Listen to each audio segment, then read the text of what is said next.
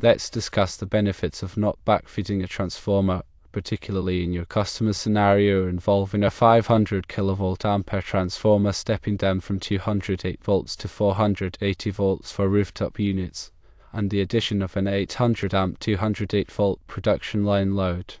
Backfeeding a transformer does not increase the power factor. In fact, it can slightly decrease the power factor due to additional losses within the transformer itself. Efficiency is another important factor.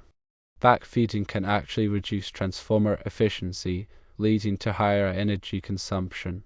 Transformers are designed to operate with current flowing in a specific direction from the primary to the secondary winding.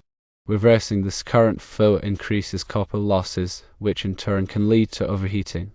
The overheating is a real concern. If the back transformer isn't appropriately sized for the reversed load, it can overheat and potentially fail prematurely. This poses safety hazards and could result in significant downtime.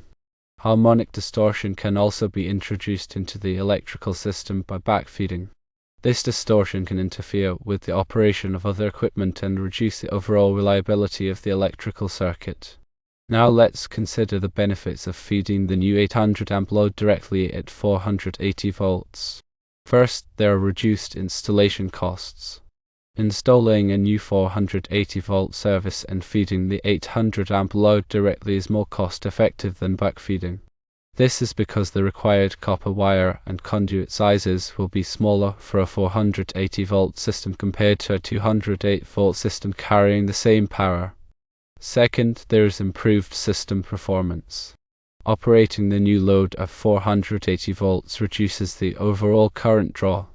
This can improve voltage regulation and minimize system losses throughout the electrical system. In conclusion, while backfeeding a transformer may appear to be a quick and cost-saving solution initially, it can have negative consequences impacting the power factor, efficiency, and overall system performance. Feeding the new 800 amp load directly at 480 volts is generally the preferred and more beneficial option in the long run.